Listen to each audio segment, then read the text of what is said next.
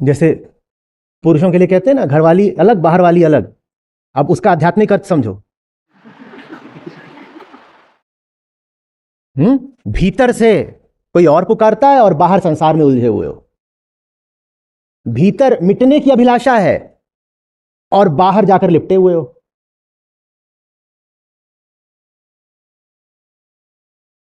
मिटने की जगह लिपट गए। भीतर वाला चिल्ला रहा है मिटो, और बाहर जाकर लिपटे हुए हो। यह है घरवाली बाहर वाली का द्वंद्व।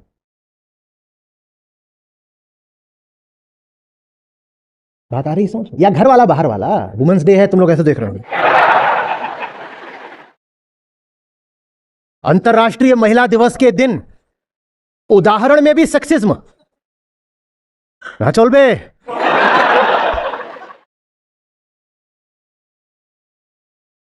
घर वाला बाहर वाला बराबर।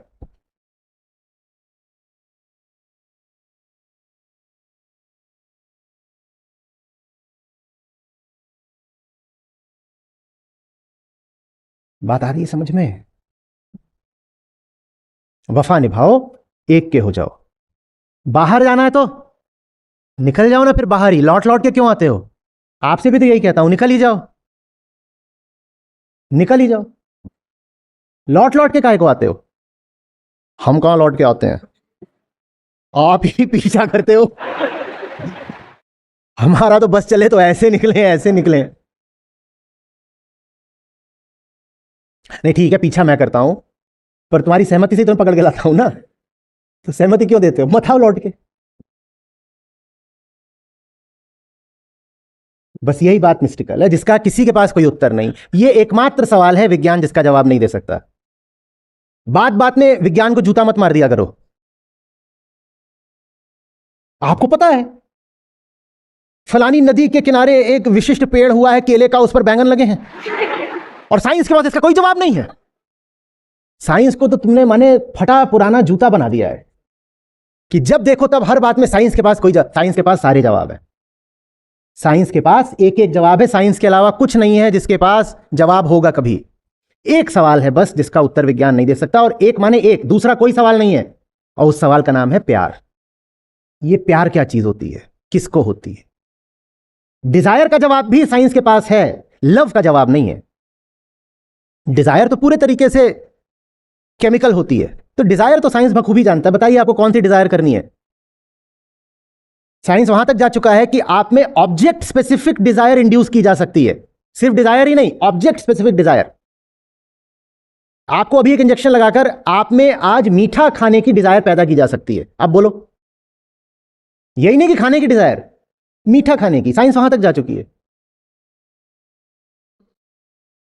लेकिन प्रेम क्या है? बस ये इकलौता प्रश्न है जिसका जवाब विज्ञान नहीं दे सकता, क्योंकि इसका ताल्लुक पदार्थ से नहीं है, इसका ताल्लुक अहंकार से है। और अहंकार विज्ञान की पकड़ में कभी आएगा नहीं, क्योंकि अहंकार है ही नहीं। तो विज्ञान कौन सी टेलीस्कोप से पकड़े उसको? किसी टेलीस्कोप में वो दिखाई नहीं देगा, क्योंकि वो है भी तो कहां है? टेलीस्कोप के पीछे जो आंख है उसके पीछे। और आप सोच रहे हो टेलीस्कोप के, वो टेलीस्कोप के पीछे आंख, आंख के पीछे जो है उसका नाम, तो विज्ञान को नहीं दिखाई देगा वो। प्यार के अलावा सब कुछ विज्ञान की ही जद में आता है, सब कुछ। और हम वो आपके वो वाले प्यार की बात नहीं कर रहे जिसके फूल खिलते हैं।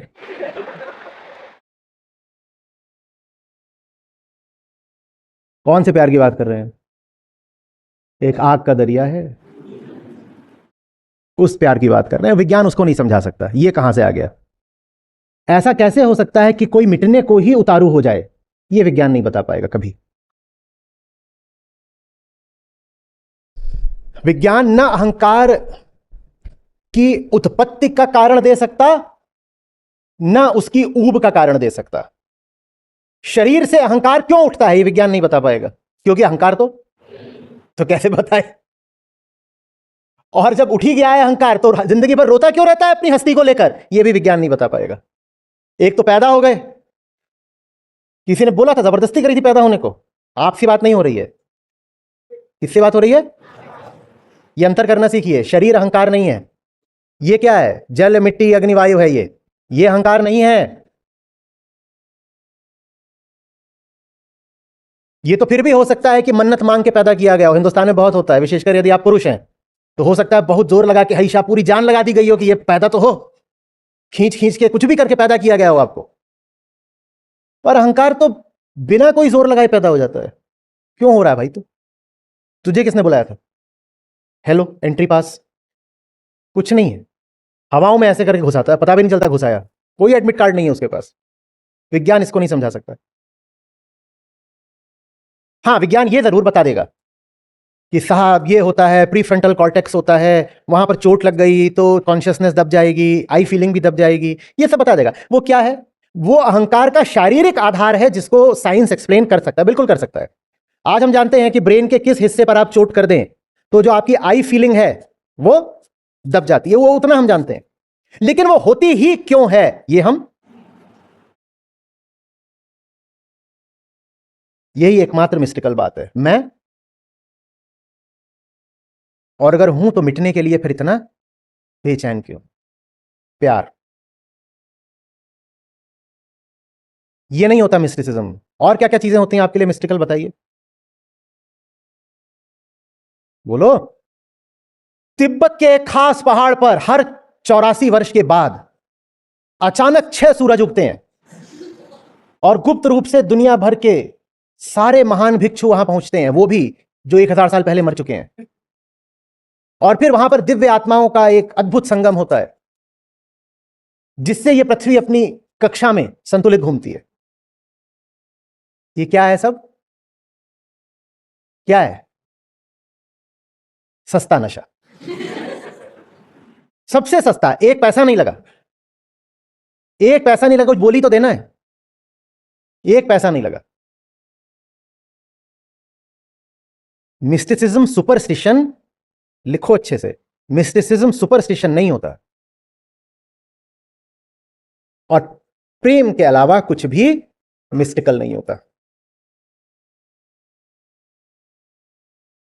स्पष्ट हो रही है बात?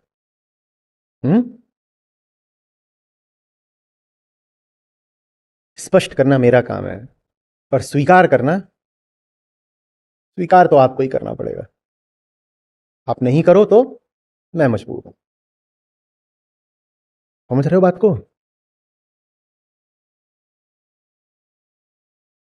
जो मिस्टिकल है वही प्रेम है, टेस्टिकल वाला नहीं होता प्रेम। तुम्हें ही बता रहा हूं खास तौर पर।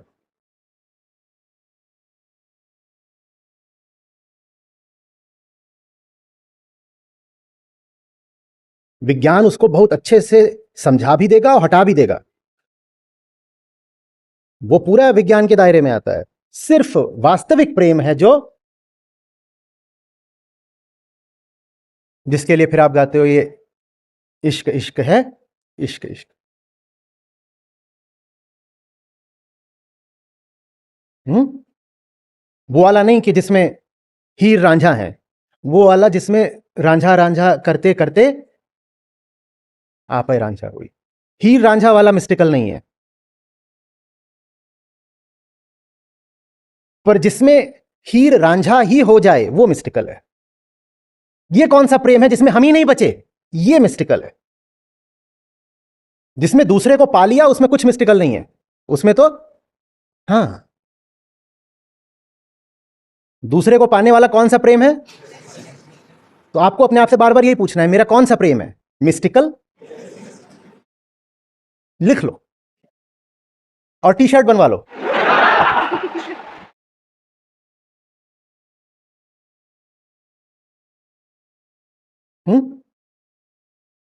शून्य से 2 हम कह रहे हैं कि उठते प्रतीत होते हैं।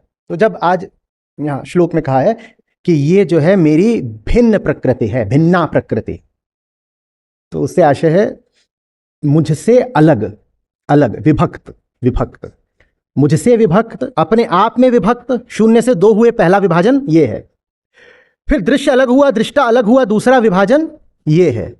और फिर जो दृश्य जगत था वो तमाम विविधताओं में बट गया, तीसरा विभाजन ये है। ये तीनों ही भिन्न शब्द द्वारा इंगित हैं, तीनों।